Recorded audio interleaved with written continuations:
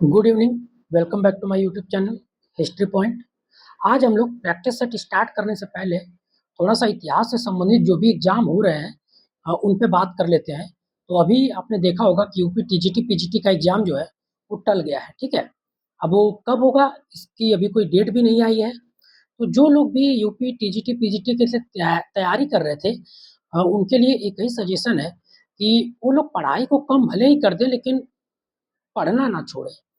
क्योंकि अभी आपने जो एक्यूरेसी बना के रखी हुई है, आपने जो चीज़ें हासिल कर ली थी, क्योंकि एग्जाम में अभी 15-16 दिन और बचा था, तो अगर आप उस चीज़ को छोड़ देंगे तो आपकी एक्यूरेसी भी कम हो जाएगी।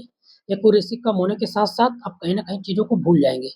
तो आप प्रैक्टिस सेट को सॉल्व करते रहिए, डेली 1 से 2 घंटे प्रैक्टिस सेट को सॉल्व करने में दीजिए, विभिन्न टॉपिक को पढ़ते रहिए, ताकि आपने जो चीज़ भी पढ़ाई करी है वो क्वेश्चन के माध्यम से, क्वेश्चन आंसर के माध्यम से आपका बना रहे। नहीं तो आप सोचेंगे कि एग्जाम से 2 महीने 1 महीने पहले फिर से शुरू करेंगे, तो कहीं ना कहीं वहां पर आप एक्यूरेसी की वजह से एग्जाम में सफल नहीं हो पाएंगे या फिर आपके असफल होने की चांसेस ज़्यादा रहेंगे। ठीक है, तो अगर आपको अपने चांस इंक्रीज करने हैं तो आप चाहे कुछ भी कर रहे हो, चाहे बीएड कर रहे हो, पीएचडी कर रहे हो, तो उसके साथ साथ डेली आप 1 से 2 घंटा प्रैक्टिस सेट पे दे सकते हैं। तो आप लोग उसको कंटिन्यू करिए, ये नहीं कि पढ़ाई बंद कर देनी है एग्जाम टल गया तो, क्योंकि इससे बहुत दिक्कत होती है। और इस चीज़ को मैं देख चुका हूँ, क्योंकि मैंने भी बहुत सारा एग्जाम दिया हुआ है। ठीक है, जहाँ पे कुछ कुछ नंबर से रह गए, और उसका सबसे मेन रीजन था एक्यूरेसी। तो बाकी जो यूपीजीडीसी, ईएमआरएस और एलटी ग्रेड की वैकेंसी है, उसके लिए जो लोग अप्लाई किए वो लोग तो खैर पढ़ाई कर ही रहे हैं। ठीक है, तो आज का जो हम लोगों का पहला प्रश्न है, प्रैक्टिस सेट पे आते हैं कि बौद्ध धर्म में पंचशील का सिद्धांत कहाँ से लिया गया है। तो बौद्ध धर्म में जो पंचशील का सिद्धांत है वो छांदोग्य उपनिषद से लिया गया है। इसी छांदोग्य उपनिषद में सबसे पहले देवकी नंदन कृष्ण का उल्लेख मिलता है। ठीक है, सत्यकाम जवाली की कथा भी कहाँ मिलती है? छांदोग्य उपनिषद में भी मिलती है। तैत्तरीय उपनिषद में बौद्ध धर्म का अष्टांगिक मार्ग शामिल है। अष्टांगिक मार्ग कहाँ से लिया गया? तैत्तरीय उपनिषद से लिया गया, जो कि 4 आर्य सत्यों में चौथे आर्य सत्य में आता है। ठीक है, इस उपनिषद से हम लोगों को निष्काम कर्म का सिद्धांत मिलता है। ठीक है, तो पंचशील कहाँ से लिया गया? छांदोग्य उपनिषद। अगला प्रश्न है, किसने अफगानिस्तान के विभाजन की योजना त्याग कर अफगानिस्तान को एक बफर स्टेट के रूप में स्वीकार किया था? तो आप लोग देखेंगे कि जब लिटन उदारवादी सरकार का गठन हो जाता है 1880 में, तो ये चूंकि उदारवादी दल के अपोजिट में जो वहां पे एक तरह से जो कट्टरपंथी दल था उसका ये सदस्य था, तो जब उदारवादी सरकार आती है तो ये त्यागपत्र दे देता है, और अफगानिस्तान युद्ध भी उसके बाद रुक जाता है 1880 में। उसके बाद जब रिपन आता है तो वो ही एक बफर स्टेट के रूप में क्या करता है? अफगानिस्तान को स्वीकार कर लेता है। ठीक है, बाकी जो आपको ऑप्शन में दिख रहे हैं, लॉर्ड ऑकलैंड, इनका जो कार्यकाल है 1836 से 42 तक है। ठीक है, इन्हीं के समय में त्रिपक्षीय संधि हुई रहती है 1838 में, शाह शुजा, रणजीत सिंह और स्वयं गवर्नर ऑकलैंड के बीच। ठीक है, लॉर्ड नॉर्थब्रुक का कार्यकाल 1872 से 76 तक है, लिटन से पहले तक। और जो आपके लिटन है 1876 से 80 तक है, और रिपन आपके 1880 में आते हैं। ठीक है, करेक्ट आंसर इसका रिपन। अगले प्रश्न पे चलते हैं।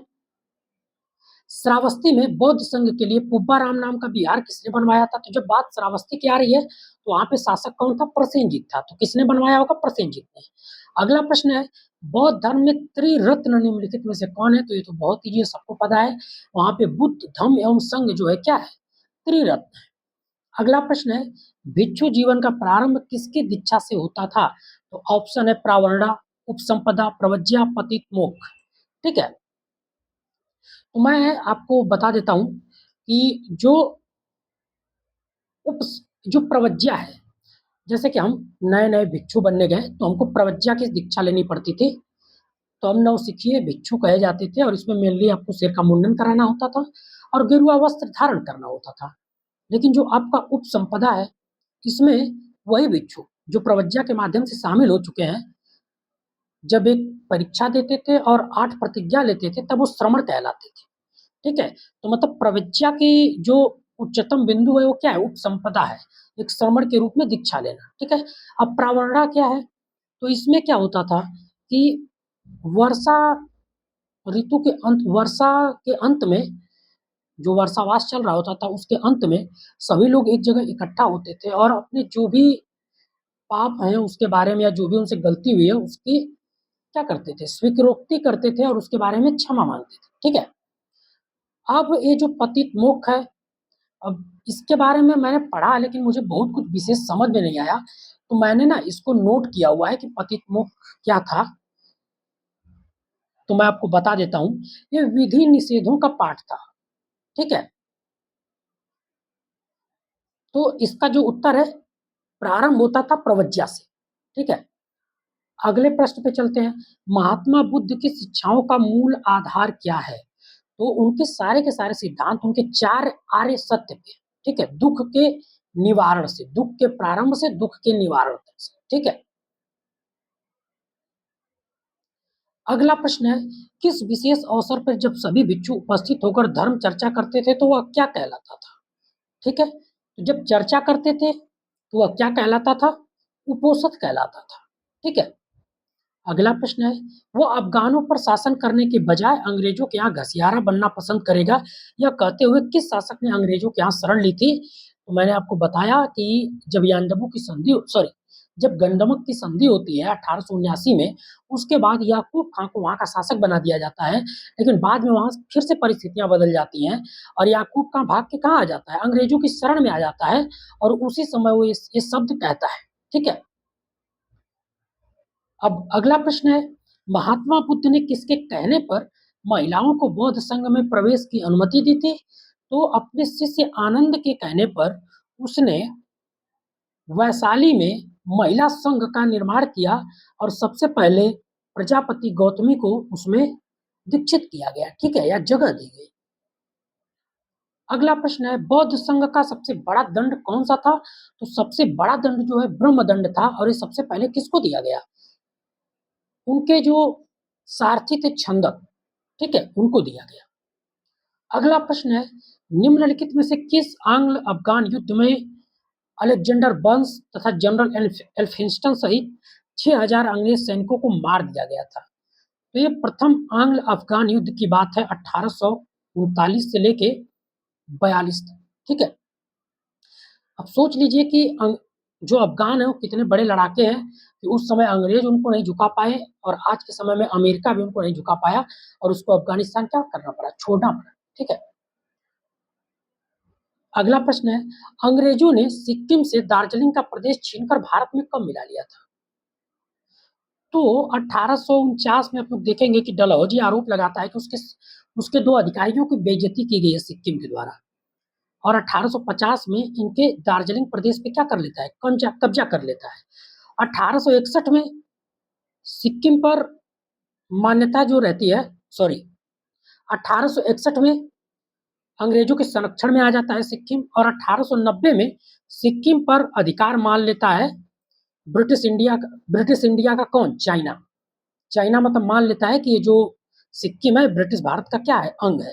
तो इस प्रश्न का करेक्ट आंसर हुआ 1850 जब छीन लिया जाता है। अगला प्रश्न है, किस संधि के तहत नेपाल पर अंग्रेजी प्रभाव स्थापित हुआ? तो सुगौली की संधि 1816 में जो होती है उसके तहत जो है नेपाल और भारत की आज की वर्तमान सीमा का भी निर्धारण हुआ। ठीक है। लॉर्ड हेस्टिंग्स उस समय क्या है? बंगाल का गवर्नर जनरल है। ठीक है। इसके अलावा जो गंडमक की संधि आपको दिख रही है 1879 में हुई है। रावलपिंडी की संधि 1921 में होती है तृतीय आंग्ल मराठा युद्ध के बाद। अलीनगर की संधि 9 फरवरी 1757 को हुई है। ठीक है। तो करेक्ट आंसर है सुगौली।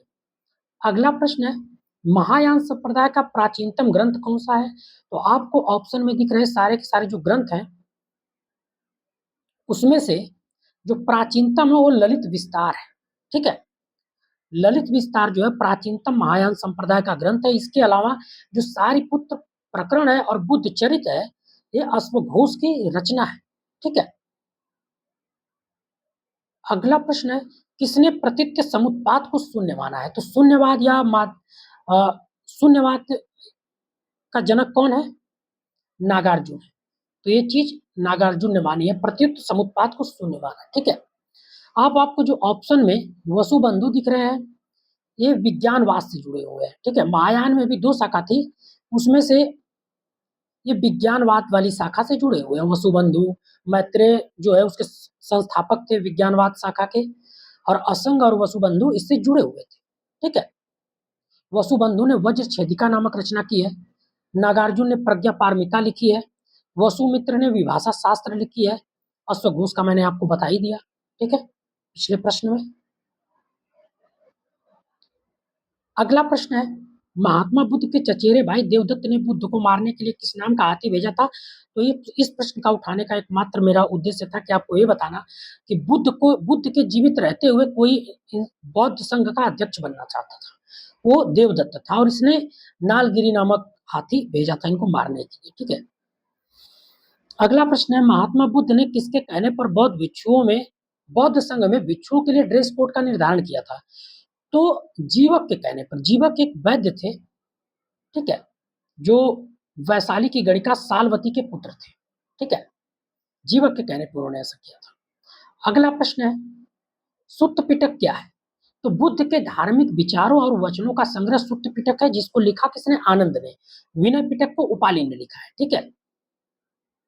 अगला प्रश्न है, तृतीय अफगान युद्ध कब हुआ? तो 1919 से लेकर 1921 तक तृतीय अफगान युद्ध हुआ और रावलपिंडी के संधि के तहत समाप्त हुआ। ठीक है। इस समय जो भारत का गवर्नर जनरल था वो लॉर्ड जेम्स फोर्ड था। ठीक है।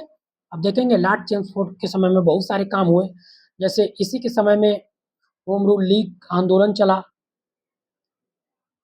मॉन्टेग्यू की घोषणा होती है। ठीक है, मॉन्टेग्यू जेम्स फोर्ड सुधार लागू होते हैं। इसके अलावा असहयोग आंदोलन होता है इसी के समय में। अखिल भारतीय उदारवादी संघ की स्थापना सुरेंद्रनाथ बनर्जी करते हैं इसी समय। ठीक है। अब इसका उत्तर है 1919 से 21। अगला प्रश्न है, बुद्ध काल में सूती कपड़ों के लिए प्रसिद्ध था।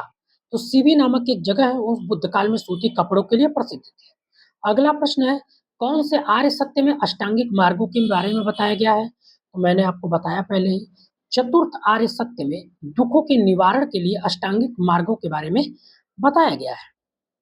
अगला प्रश्न है, त्रिपिटकों पर महाभाष्य के रूप में कौन सी पुस्तक लिखी गई? तो मोगलीपुत्र की अट्ट कथा जो है ये त्रिपिटकों पर महाभाष्य के रूप में है। ठीक है। अगला प्रश्न है, जिस प्रकार हमने शेर अली को पीटा है उससे अफगान लोग हमें और भी पसंद करेंगे, वो हमारा आदर करेंगे। यह कथन किसका है? तो यह कथन लॉर्ड लिटन का है। मैंने आपको पहले ही व्याख्या किया कि शेर अली सेकेंड एंग्लो अफगान वार के समय में है और उस समय गवर्नर कौन है? लॉर्ड लिटन है। ठीक है।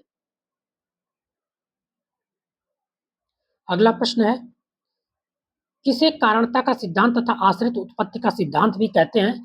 तो प्रतीत समुत्पाद को कहते हैं। ठीक है, मैंने आपको बताया ही था। नैरात्मवाद जो लिखा हुआ है, तो जो बौद्ध धर्म था अनिश्वरवादी, अनात्मवादी, ठीक है, और शून्यवाद को मानने वाला था। इस पर सांख्य दर्शन का भी प्रभाव दिखाई पड़ता है। अगला प्रश्न है, प्रथम आंग्ल बर्मा युद्ध कब हुआ?